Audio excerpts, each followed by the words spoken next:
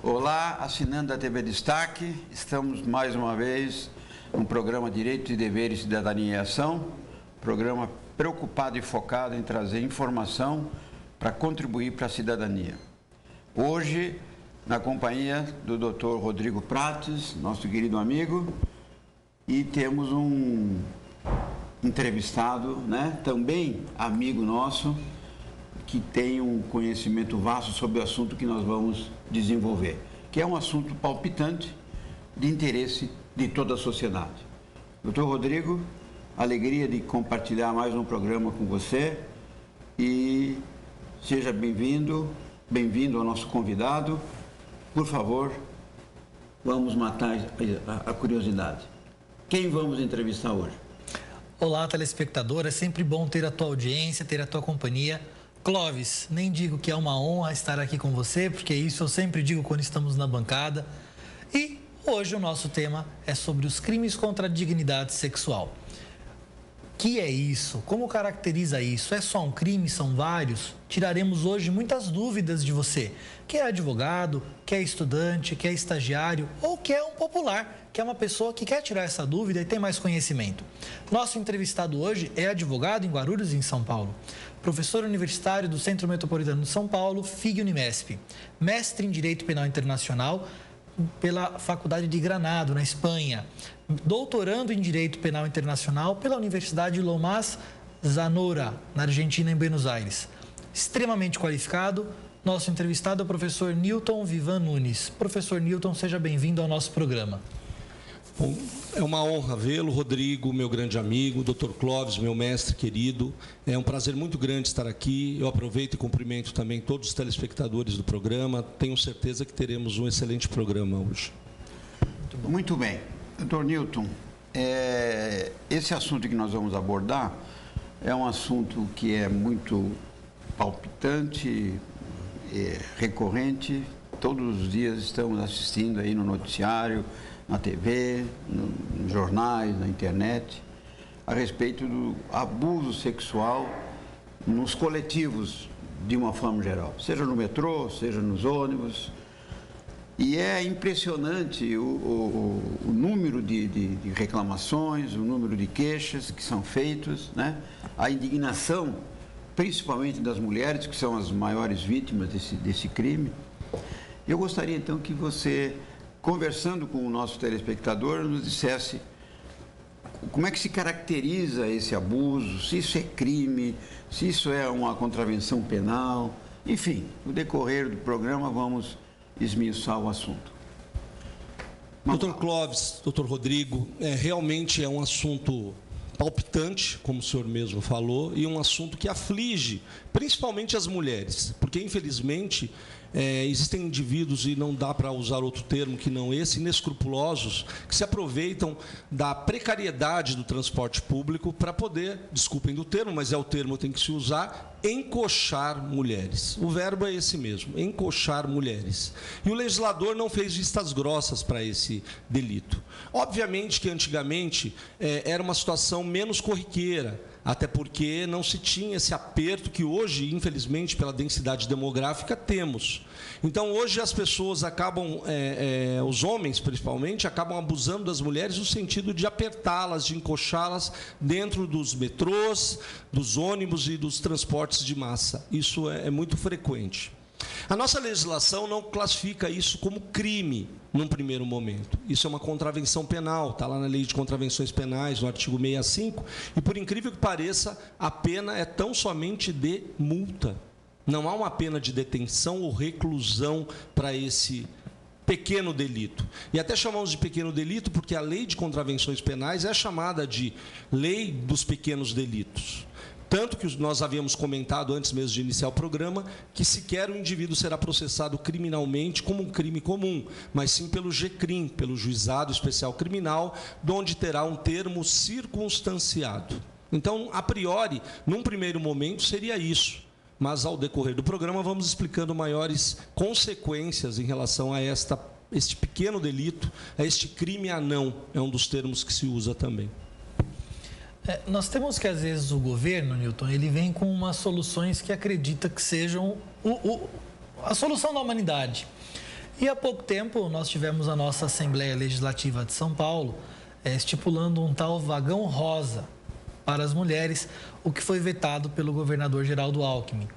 Você acredita que essa seria uma solução ou é mais um tormento na divisão de passageiros? Eu entendo que é mais um tormento na divisão de passageiros. Entendo também que, entre aspas, acaba criando uma certa discriminação, uma separação e aquela piada, né? Há um problema em casa, vende o sofá e deixa o problema. Então não adianta, né? Eu acho que é apenas paliativo. O correto realmente é colocar seguranças realmente efetivos no metrô, pessoas que realmente fiscalizem e, por que não, seguranças infiltradas mesmo no dia a dia do metrô. Porque é óbvio, se há um segurança ostensivo, aquele indivíduo se inibe, isso é óbvio. Mas se há um segurança não efetivo, não ostensivo, mas um segurança infiltrado, ele com certeza conseguiria pegar. Porque, por incrível que pareça, doutor Rodrigo, doutor Clóvis, parece uma doença em relação a esses indivíduos. Tem indivíduos, inclusive, que têm CID no problema, CID de... até o doutor, depois que dará a próxima entrevista, pode até nos elucidar melhor, de exibicionismo. O indivíduo gosta de publicamente mostrar a genitália, ainda que não toque em ninguém. Já peguei casos assim, do indivíduo que estava num ônibus, tirando a genitália, ele ficava com o jornal à frente e depois, quando a mulher ou alguém olhava na direção, ele tirava para que a pessoa focasse a sua genitália. Porque é algum tipo de distúrbio, isso não é uma coisa normal.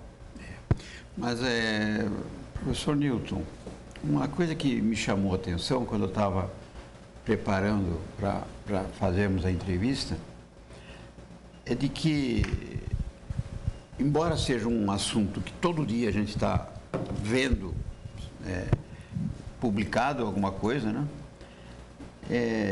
O número de registros é insignificante dentro de um universo tão grande, né? E chamava a atenção na publicação que eu vi de que uma notícia que saiu agora semana passada, né, há 2 semanas, de que havia aumentado de 62% o número de abuso. E aí me chamou a atenção, puxa, 62% é um número, é uma porcentagem significativa de um ano para outro. Mas aí eu vou ver que é de 34 para 55. Será que num ano só 34 assédios ocorreram? Quando a gente sabe que isso aí todo dia acontece às dezenas. Por que você acha que a estatística real é muito diferente do dia a dia? Boa pergunta. Isso é fácil de explicar. O próprio capítulo do qual nós tratamos aqui, dos crimes contra a dignidade sexual, obviamente que ele faz um paralelo com essa contravenção penal, que é o tema principal, é o nosso assunto principal de hoje. Os crimes contra a dignidade sexual, apesar de serem graves, apesar de serem repugnantes, e eu coloco aí o estupro como carro-chefe, inclusive o estupro de vulneráveis, onde se coloca crianças, onde se coloca pessoas que tenham debilidade mental, onde se colocam pessoas do famoso Boa Noite Cinderela, que são vítimas constantes desse crime. Com exceção dos crimes de estupro de vulneráveis, os crimes de estupro de pessoas comuns são de ação penal pública condicionada. E, obviamente, alguém pode estar assistindo o programa e não ter conhecimento técnico, é natural. A ação penal pública condicionada, ela dá o direito à vítima de representar ou não pela continuidade do inquérito policial e, posteriormente, outorga ao Ministério Público, ao promotor, o dominus liti, para ser o dono da ação. Então, como é um crime que envolve a honra objetiva daquela pessoa e também a honra subjetiva, o que ela pensa de si própria, o que a sociedade pensará dela, é óbvio que ela, às vezes e por muitas vezes, tem vergonha de expor aquela situação. É um trauma tão grande que ela tem vergonha. E corroborado a isso, doutor Clóvis, doutor Rodrigo, ainda tem o seguinte fato: funcionários mal preparados para lidar com o assunto.